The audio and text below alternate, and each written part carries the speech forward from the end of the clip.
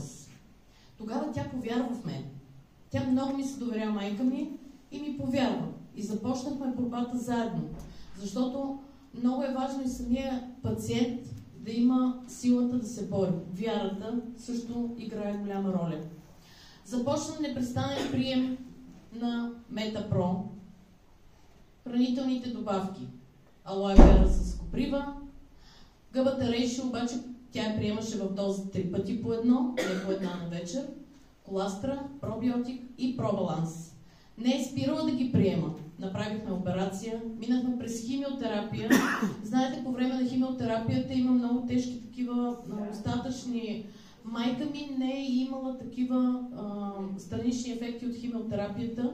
Бяха изписали Деган, Зофран, това са медикаменти против гадане и повръщане. Не е изпила нито едно хапче.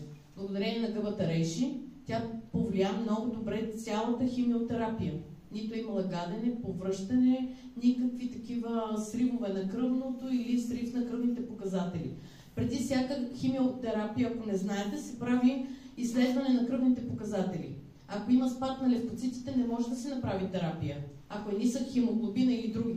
Майка ми не е пропускала терапия и към днешна дата също изследванията са и добре. Преминахме целият курс на химиотерапия, който беше назначен, 12, по алгоритъм ги назначава онкокомитет. Продължава да пие добавките.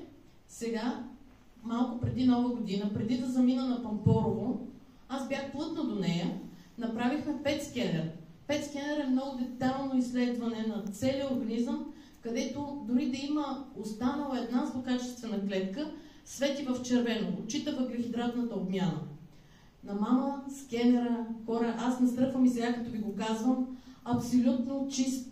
Няма никъде разсейки по цялото тяло.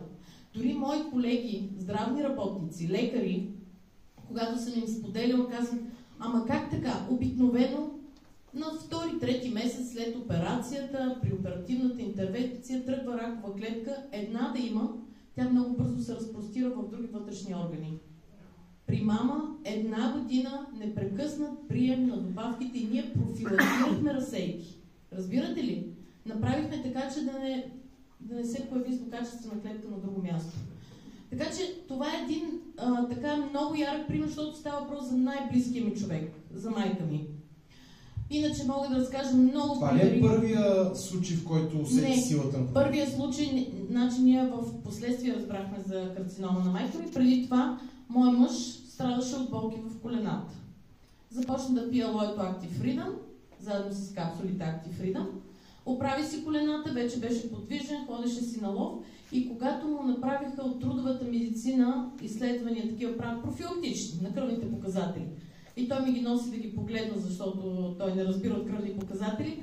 И аз виждам, чернодробните са му в норма, холестерола, който беше висок, е в норма, а триглицеридите бяха на горна граница на нормата, което означава, че не бяха в такива стойности, каквито бяха преди.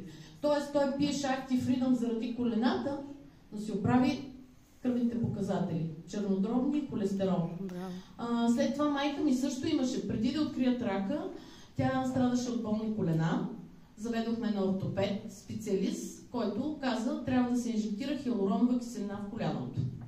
Сега не искам да говоря нищо против това, но аз знаех, че това е с временен ефект и не бях съгласна.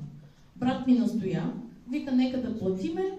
Инжектирането на една такава инжекция хиалуронова киселина струва 550 лева на едното коляно. Тоест 1100 лева платихме за инжектиране на хиалурон, защото казват ортопедите, износен хрущял, няма друг вариант да се оправи. Така, колко време беше ефекта, мислите?